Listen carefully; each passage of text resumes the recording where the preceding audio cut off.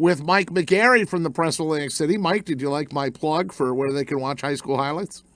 Absolutely, Pete. We need all the help we can get, so appreciate it.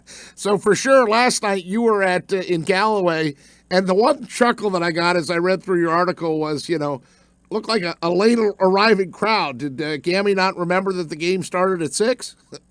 Well, I think, that those 6 o'clock starts, people coming out of work, I love the 6 o'clock starts. The earlier the better for my purposes, but I think by about 6:30, a couple of minutes in, it was one of those things where, you look around and say, it's about half filled, and then, a couple minutes into the first quarter, you look around and it's completely packed and it's a big crowd and everything else. So, a great atmosphere out at Absegami last night for Mainland and the Braves. So the story, according to you, was the freshman, Jabril Mace. Chuck Smith's really on to something here, right? The old Nebraska method. You know what we're going to do. We know what we're going to do. Go ahead, try to stop him. Yeah, absolutely. The freshman out of Summers Point, running back, 35 carries last night, 203 yards, 3 touchdowns.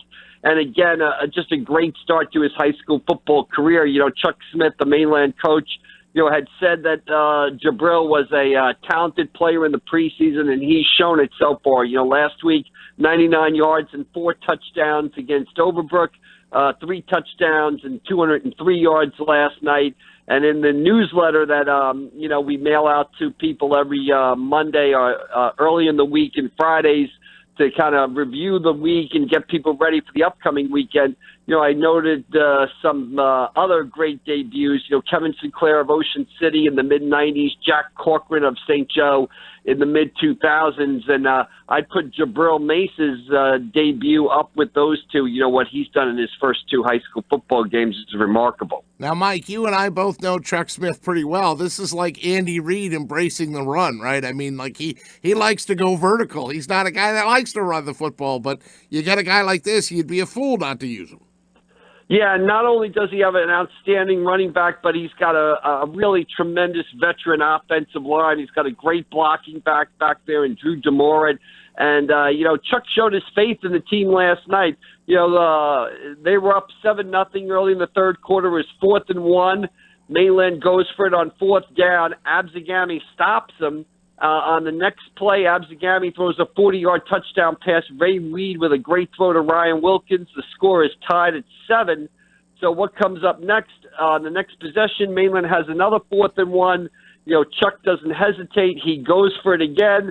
This time he gives the ball to Jabril Mace. He follows Drew DeMora to an open hole. 51-yard touchdown. Mainland's up 13-7, and from there, the Mustangs really dominated the rest of the game. Yeah, and you had good words too for for Mainland, on their defense, specifically their defensive end, Braden Pullman. I mean, it's one thing for the guy to have a good game. It's another thing when you recognize that the Braves changed their blocking scheme to try and slow this kid down. Yeah, they had a double team him in the second half. He was a constant presence in the backfield, 2 tackles for losses. Really played a great game for the Mainland defense. Mainland had a simple game plan going into the game. They wanted to really pressure Absegami sophomore quarterback Ray Weed. Ray took over as quarterback towards the end of last season for Absegami. Led the Braves to 4 straight wins. So they wanted to really pressure him, not give him time to throw. And Braden Pullman was a big part of that, and he did an excellent job. Weed was able to make a couple plays, but most of the game, he was kind of scrambling on how to get rid of the ball before he wanted to. What's your impression of Weed and his growth as a player? I think he's an outstanding player. He's got a lot of potential. I think you can't underestimate last night that Mainland had that first football game of the season. They had opened with Overbrook last week, winning that game 35-0. Well, last night was Absegami's season opener. And if you talk to a lot of coaches, they'll tell you that the biggest jump a team will make, especially in football, is between, week 1 and week 2. So I think you'll see a much better Absegami team next Saturday when they go play rival Cedar Creek. But, Weed's got all the tools. His throw for the touchdown pass to Ryan Wilkins was a tremendous throw. And most of all, last night he just showed his toughness. You're talking about a kid that wrestled last winter with a torn labrum in his shoulder and still won the district championship. He got hit several times last night, but he never backed down, never stopped making plays. So what I really liked last night was his toughness. Mike McGarry's with us from the Press of Atlantic City for our South Jersey Sports Report segment, as we do each Saturday at this time on the Pete Thompson Show on 97.3 ESPN. Make sure you follow him on Twitter at AC Press McGarry. So, Mike, let's talk about a few of the other local teams, and there's game stories in the paper today, specifically from Vineland and Atlantic City. Vineland, listen, I thought the quote of the game there after the game was where Dan Russo said, hey, Leo Hamlet's rebuild is further along than we thought. Yeah, I think I'll second that, absolutely. You know, Atlantic City 0-10 last week, 0-10 last year. You know, everybody thought, hey, you know, the Vikings might have another rough year this season, but they've played really well the first 2 weeks of the season. They get the win over EHT last week, and last night they go into a Vineland team ranked number 10 in our Elite 11. Tyreen Powell, the Virginia Tech-bound tight end, makes a big touchdown catch, a couple big plays in that third quarter, and Vineland holds them off 20-15. So give some credit to Vineland. They bounce back. They're 1-1 now. And give some credit to Atlantic City, who's also 1-1. You know, Corey Yeoman, quarterback, linebacker, the brother of former Holy Spirit and USC standout Anthony Sarro. Anthony Sarro over there coaching as defensive coordinator for Atlantic City. I did a column about the two of them. I like that. I saw that. So, yeah, so they've done a really great job over there. And, you know, Atlantic City hosts an 0-1 Washington Township team next Friday. So a chance for Atlantic City maybe to get to 2-1. But you got to feel good about Atlantic City. It's like kind of people say, you know, high school sports is better in this area when Atlantic City, you know, is good in everything. So you give credit to the Vikings. Yeah, I agree with that. And then I also agree with the fact that I don't know who makes the assignments, but, boy, Dave Weinberg doesn't have to work very hard. He's two Ocean City games and 2 blowouts. Yeah, his games are over early. He can write his lead a couple of minutes in, you know, basically. You know, give Ocean City a lot of credit. You know, they're 2-0 and going out to Bridgeton, who lost last night to Oakcrest. So an opportunity for Ocean City next week. You know, Joe Rapetti, the Ocean City quarterback, stepped in and has gotten off to really a great start. I think he ran for 2 touchdowns, threw for 2 last night. And then last night, what did Ocean City have? You know, 3 defensive touchdowns. Right. They really roll over Egg Harbor Township. So, you know, there was a buzz about Ocean City coming to the season. There's been a buzz about the Upper Township youth program. Has had some good teams the past couple of years. You've heard that, you know, some good players were going to be rolling into Ocean City. And so far, the Red Raiders are 2-0 with 2 shutouts. So, I don't know. You can't do any better than that, can you? This paragraph, no, you can't. This paragraph by Dave Weinberg says it all. Ocean City's starting defense allowed 22 total yards and 2 first downs before giving way to the backups in the second half. The Silver Eagles 0-2 never crossed midfield in 10 first-half possessions. I don't think you can put it any more succinctly than that. I mean, you know, domination. Yeah, and they're off to a great start. Like I said, they played Bridgeton next Friday night. So, you know, an opportunity for Ocean City to really build some momentum here as the season progresses. We're talking with Mike McGarry, Press of Atlantic City, as we talk a little bit about, finally, Week 1 games. This was Week 1 last night. We had 0-0, then we had 0. Now we are up to Week 1. Let's talk about a couple of the other results that made it into the Friday roundup. This is the shorter copy of the newspaper, but just as important. St. Joe goes to Millville and wins big, 43-6. Jada Byers, no problem. Doesn't even look like St. Joe broke a sweat. Yeah, Jada Byers, 4 touchdown runs. It's a young Millville team, a lot of sophomores. You know, I saw them play 2 weeks ago against St. Peter's Prep up at Rutgers. It's a Millville team. You know, they're going to win some football games as the season progresses. They've got a lot of sophomores out there and an experienced crew, and they're starting off with a very tough schedule. I mean, if you're Millville, you start the season with St. Peter's Prep, who's one of those North Jersey non-public powers up there. Then you play St. Joe, who's number 1 in our Elite 11. And then next week you got Williamstown, who's 2-0 and the defending South Jersey Group 5 champion, and number 3 in our Elite 11. So Millville, you know, whoever made their schedule didn't do the team any favors. After that, the schedule levels off a little bit. So Millville's going to win some football games. But St. Joe, Jada Byers, hey, 4 more touchdowns for him. You know, they're 2-0, and they host St. Augustine Prep in what is a big game next Saturday out in Hamilton.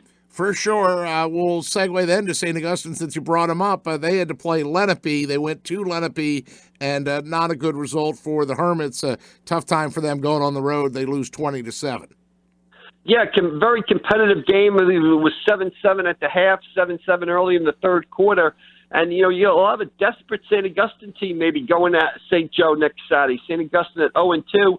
They've been competitive in their two games. There's still a lot of talent out there. They just had some problems putting points on the board. The lone touchdown last night was a long pass from Austin Lehman to Nasir Hill. St. Augustine will get that offense figured out. They'll have some players, some transfers becoming eligible in the next couple of weeks. So it's an 0-2 start for the St. Augustine Hermits, and no football team in any league wants to be 0-2.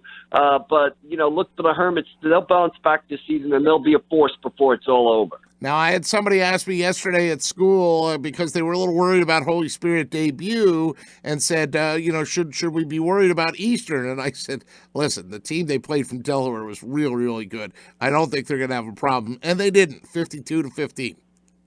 Yeah, absolutely. That team they played for Maryland was outstanding. And what you saw last night at Holy Spirit was what we thought we saw all year, the old Dennis Green thing. They are who we thought they are, right?